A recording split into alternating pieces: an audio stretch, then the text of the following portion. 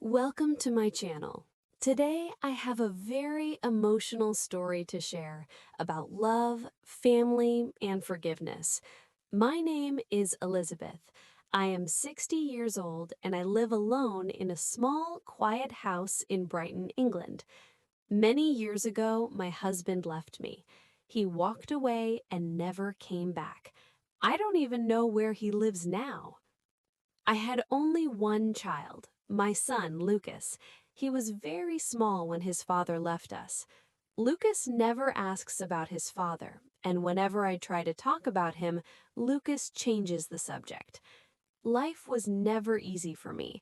After my husband left, I had nothing, no money, no home of my own, no proper job. I had a young son to take care of. I had to survive. I worked very hard. In the mornings, I cleaned houses for rich people. In the evenings, I worked in a bakery to earn some more money. My hands were always tired. My body was always weak, but I never complained.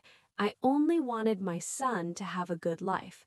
I gave up my own dreams, new clothes, good food, even my health. Everything I earned, I used for Lucas. I paid the rent, bought school books, paid the bills, and cooked food for him. Being a single mother was not just hard, it felt like carrying the weight of the world on my shoulders, but I carried it with love. Lucas grew up to be a fine young man. When I looked at him, I felt proud. I always believed he would stay by my side, no matter how old he became. I thought he would always remember my love. But life changed when Lucas turned 25. One day, he told me about a woman named Isabella. His eyes sparkled when he spoke her name. He said she was kind, beautiful, and full of life. I was happy because he was happy. The next Sunday, he brought Isabella to my house for dinner. At first, she seemed polite. She complimented my cooking and smiled at my little house. But when I looked into her eyes, I felt something was wrong. I felt fear in my heart, but I said nothing. I wanted my son to smile, so I smiled back.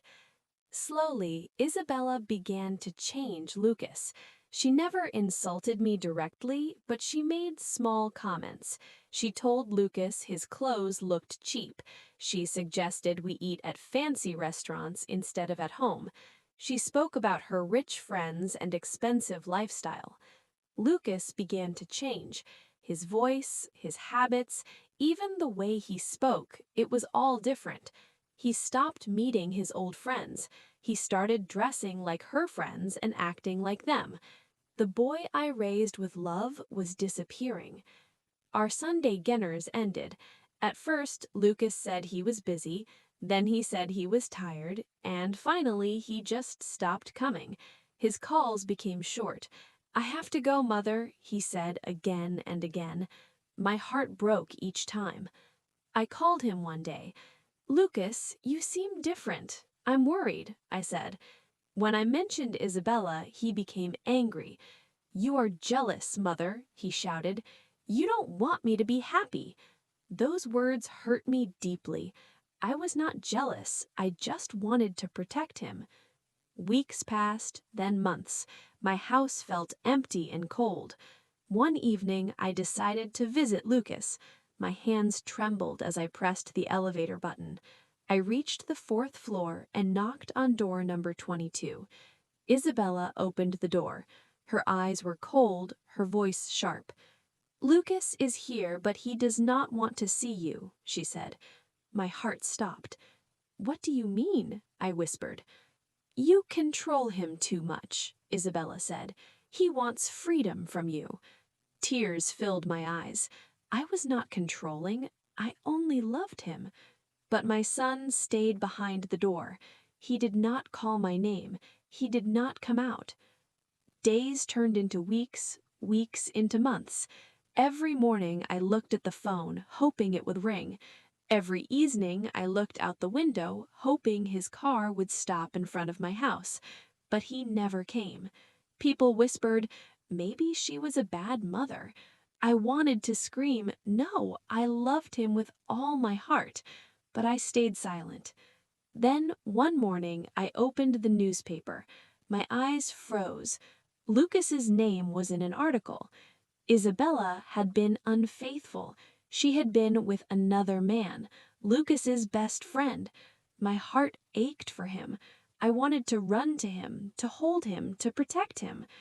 That evening, there was a knock on my door. My hands shook as I opened it. It was Lucas. His eyes were red and swollen. His face was pale. He looked like a little boy again. Tears ran down his cheeks.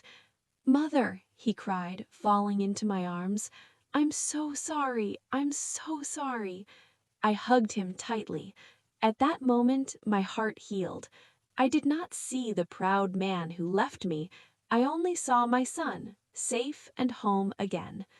Now, Lucas lives with me in our small house. I hear his voice every day. My nights are no longer filled with tears. I sleep peacefully, knowing he's safe in the next room. People ask me, how can you forgive him so quickly? How can you forget the pain? They do not understand. A mother's heart is different. When I look at Lucas, I only see the little boy I raised with love. Families hurt each other, yes, but families can heal. Love is strong, strong enough to bring back what was lost, and I will never stop loving my son.